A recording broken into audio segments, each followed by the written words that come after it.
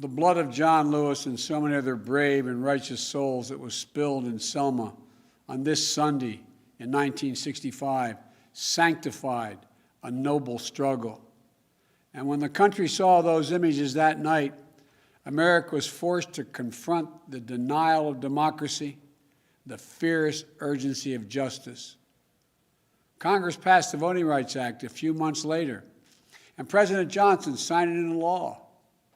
But the legacy of the March in Selma is that while nothing can stop free people from exercising their most sacred power as a citizen, there are those who will do anything they can to take that power away. Today we have a hailstorm, not a rainstorm, a hailstorm. In 2020, our very democracy on the line, even in the midst of a pandemic, more Americans voted than ever before. Multiple recounts in states and decisions of more than 60 cases from judges appointed by my predecessor, including at the Supreme Court, upheld the integrity of this historic election. Yet instead of celebrating this powerful demonstration of voting, we've seen an unprecedented insurrection in our Capitol and a brutal attack on our democracy on January the 6th. And never before, a never-before-seen effort to ignore, undermine, and undo the will of the people. And to think of that, and yet it's been followed by an all-out assault on the right to vote in state legislatures all across the country.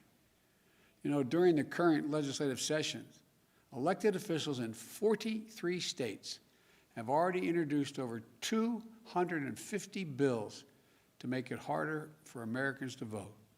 We cannot let them succeed.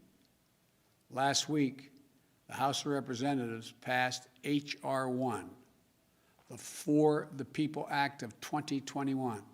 This is a landmark piece of legislation that is urgently needed to protect the right to vote and the integrity of our elections and to repair and strengthen our democracy.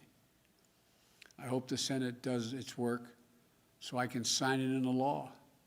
I also urge Congress to fully restore the Voting Rights Act, named in John Lewis's honor. Today, on the anniversary of Bloody Sunday, I'm signing an executive order to make it easier for eligible voters to register to vote and improve access to voting. Every eligible voter should be able to vote and have that vote counted. And I'll close with this. A few days before he passed, Jill and I spoke with John, Congressman Lewis. But instead of answering our concerns about him, we talked about how you doing, John. He asked me to stay focused on the work left undone to heal and to unite this nation around what it means to be an American. That's the God's truth. John wouldn't talk about his pending death or his concerns.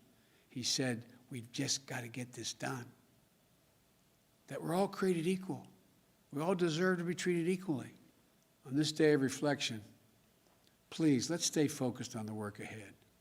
Let's remember all those who came before us as a bridge to our history so we don't forget its pain, and as a bridge to our future so we never lose hope.